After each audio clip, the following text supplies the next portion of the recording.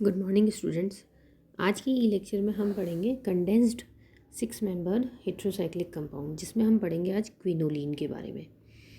Quinoline क्या होता है? इसमें एक बेंजीन रिंग पिरिडीन रिंग के साथ फ्यूज्ड होती है, जैसा कि इस फिगर में हमें दिखाई दे रहा है। ये इसका स्ट्रक्चर होता है।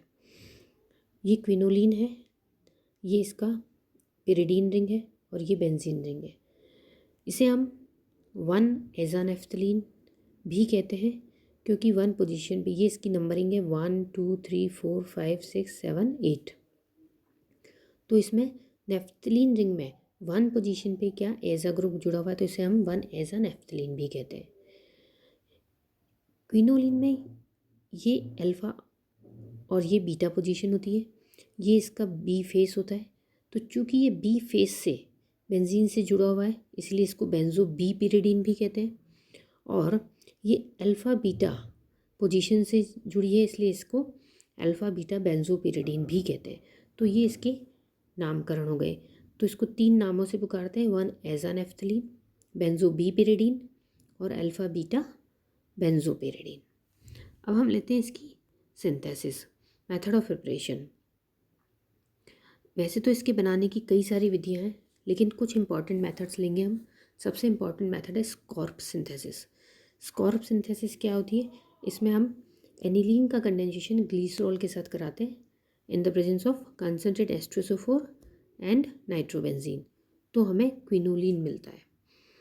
ये रिएक्शन 4 स्टेप्स में कंप्लीट होती है। फर्स्ट स्टेप में ग्लिसरॉल का कंसनट्रेट एस्ट्रोसोफोर के साथ निर्जलीकरण होता है और एक्रोलीन बनता है। तो ये ग्लिसरॉल है। जब इसकी कंसनट्रेट एस्ट्रोसोफोर के साथ रिएक्शन करवाते हैं, कंसनट्रेट एस्ट्रोसोफोर एक निर्जलीकारक की तरह कार्य करता है और इसमें से 2 वाटर मॉलिक्यूल निकलते हैं और एक्रोलीन बनता है। सेकेंड स्टेप में ये जो एक्रोलीन बना है वो उसका एनिलीन के साथ एडिशन होता है। ये एनिलीन है, ये एक्रोलीन है। तो इस स्टेप में क्या होगा? एनिलीन के इस नाइट्रोजन पर लोन पेयर है इलेक्ट्रॉन से, वो इस कार्बन पर अटैक करते हैं। ये बॉन्ड यहाँ शिफ्ट होता है और ये इलेक्ट्रॉन्स इस ऑक्सीजन पर शिफ्ट हो जाते हैं। तो ऑक्सीजन पे नेगेटिव चार्ज और नाइट्रोजन पे पॉजिटिव चार्ज आता है। इसकी वैलेंसी 4 हो जाती है। अब ये दोनों अपने चार्ज बैलेंस करने के लिए ये जो प्रोटॉन है ये यहाँ शिफ्ट होगा ऑक्सीजन पे, तो ये हो जाएगा OH ग्रुप और ये बन जाएगा NH। तो दोनों की वैलेंसी भी बैलेंस हो जाएगी और चार्ज भी बैलेंस हो जाएगा। ये OH ग्रुप अब वापस टोटोमराइज होगा और इस ऑक्सीजन पे डबल बॉन्ड, और ये हाइड्रोजन जो है ये इस कार्बन पे शिफ्ट हो जाएगा। तो हमें इसका एल्डिहाइडिक फॉर्म मिलेगा। नेक्स्ट स्टेप में क्या होगा? ये जो एल्डिहाइडिक कंपाउंड बना है, ये जो कंपाउंड बना है इसका एसिड कैटेलाइज्ड इंट्रामोलिकुलर साइक्लाइजेशन होता है। ये कंपाउंड है। अब इस चूँकि रिएक्शन क्या है? एसिड कैटेलाइज, तो एक प्रोटॉन का एडिशन होगा। ये प्रोटॉन कहाँ ऐड होगा? इस ऑक्सीजन पे। इस पे नेगेटिव चार्ज है, तो प्रोटॉन के ऐड होने से यहाँ ये बन जाएगा OH प्लस। नेक्स्ट स्टेप में क्या होगा?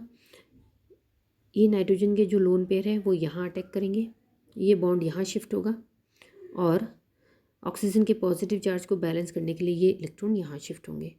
तो इस तरह से हमें ये कंपाउंड मिलेगा जिसमें ये डबल बॉन्ड NH बन जाएगा और ये रिंग कंप्लीट साइक्लाइज्ड हो जाएगी। नेक्स्ट स्टेप में एक प्रोटॉन मॉलिक्यूल का रिमूवल होगा और हमें टेट्राहाइड्रो क्विनोलिन मिलेगा। और उसके बाद नेक्स्ट स्टेप में ये एक वाटर मॉलिक्यूल के निकलने से 1,2-डाईहाइड्रो क्विनोलिन में कन्वर्ट हो जाएगा। अब 1,2-डाईहाइड्रो क्विनोलिन में अभी भी हमें एक डबल बॉन्ड की ज़रूरत है। तो ये नेक्स्ट वो कैसे होगा? एक हाइड्रोजन मॉलिक्यूल के रिमूवल के द्वारा।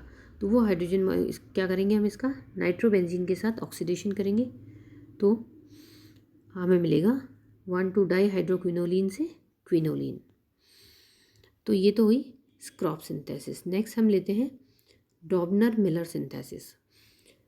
डॉबनर मिलर सिंथेसिस भी स्क्रॉप सिंथेसिस के समान ही है, सिमिलर है बिल्कुल। ये इसका कन्वर्टेड फॉर्म है, यानी उसी का एक परिवर्तित रूप है। स्क्रॉप सिंथेसिस में हम ग्लिसरॉल यूज़ करते हैं। इसमें हम ग्लिसरॉल की जगह पे एल्डिहाइड या कीटोन लेंगे और बाकी रिएक्शन जो है, सिंथेसिस जो है, वो वैसी की वैसी रहेगी। तो इसमें हम देखते हैं एनिलीन है, एनिलीन के साथ हम एसिड एल्डिहाइड की रिएक्शन करवाते हैं इन प्रेजेंस ऑफ एसिड, तो 2 मिथाइल क्विनोलिन बनता है। तो इस रिएक्शन और स्क्रॉप सिंथेसिस में बस एक ही है कि ये सब्स्टिट्यूटेड क्विनोलिन बनेगा। इसमें हमें मैकेनिज्म वही 4 स्टेप्स में कंप्लीट होगी। सबसे पहले जो एल्डिहाइड ग्रुप है, 2 मॉलिक्यूल एल्डिहाइड के एल्डोल कंडेंसेशन के द्वारा क्रोटोन एल्डिहाइड बनाएंगे और ये क्रोटोन एल्डिहाइड फिर नेक्स्ट स्टेप में एनिलीन के साथ रिएक्ट करेगा। ये स्क्रॉप सिंथेसिस के समान ही होगी। ये एनिलीन है, ये क्रोटोन एल्डिहाइड है।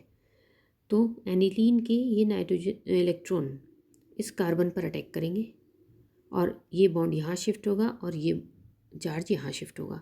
तो हम देखते हैं कि जो कंपाउंड हमें मिलता है NHCHCH3, ये जो कार्बन है एक्रोलीन में, इस कार्बन पे एक हाइड्रोजन अटैच होता है, ये CH2 होता है और इसमें हम एक हाइड्रोजन को रिमूव करके मिथाइल ग्रुप अटैच हो जाता है।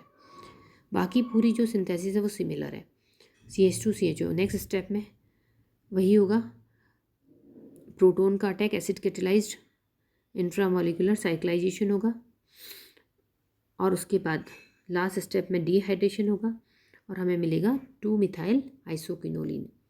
बाकी पूरी सिंथेसिस की जो मैकेनिज्म है सिमिलर है।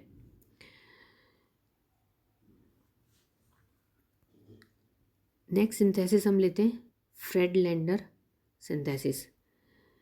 ये क्विनोलिन और आइसोक्विनोलिन दोनों ही हम सब्स्टिट्यूटेड क्विनोलिन बना सकते हैं। इसमें हम अल्फा एमिनो बेंजल्डिहाइड या अल्फा एमिनो कीटोन्स की रिएक्शन जब एल्डिहाइड या कीटोन के साथ, कार्बोनिल ग्रुप के साथ बेस की प्रेजेंस में करते हैं तो क्विनोलिन बनता है। ये रिएक्शन स्टार्ट होगी ऑर्थो एमिनो बेंजल्डिहाइड के साथ, उसकी अभिक्रिया जब एसिड एल्डिहाइड के साथ करते हैं हम इन प्रेजेंस ऑफ बेस। तो सिंपली एमिनो ग्रुप का H2 और ये ऑक्सीजन,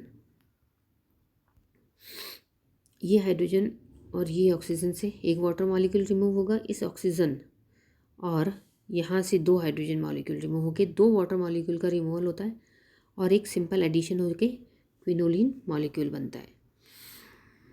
इसी तरह नेक्स्ट सिंथेसिस है कोनार्ड लिम्पैक या नॉर क्विनोलिन सिंथेसिस।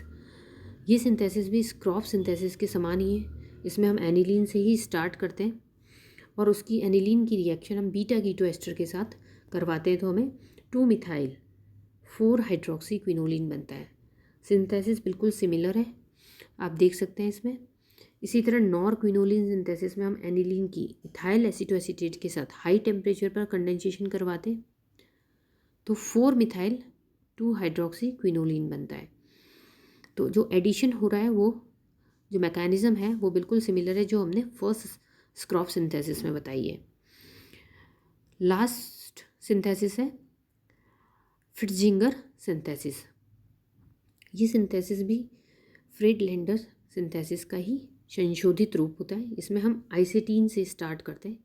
आइसेटीन का जब हम क्षारीय माध्यम में एल्डिहाइड या कीटोन के साथ कंडेंसेशन करवाते हैं तो क्विनोलिन बनता है। ये आइसेटीन है, इसका जब हम KOH के साथ रिएक्शन करवाएंगे तो आइसेटेनिक एसिड बनेगा। उसका जब कंडेंसेशन एल्डिहाइड के साथ करते हैं तो हमें ये प्रोडक्ट मिलता है जिसमें कि कार्बोक्सिलिक ग्रुप अटैच है। अब इस कार्बोक्सिलिक ग्रुप को अगर हम हीट करते हैं, पहले हाइड्रोलिसिस करेंगे और उसके बाद हीट करते हैं तो ये रिमूव हो जाएगा और हमें क्विनोलिन मिलेगा। तो इस तरह से हम ये 5 सिंथेसिस है जिससे हम क्विनोलिन बना सकते हैं। नेक्स्ट वीडियो में हम लेंगे reactions of quinoline. Thank you.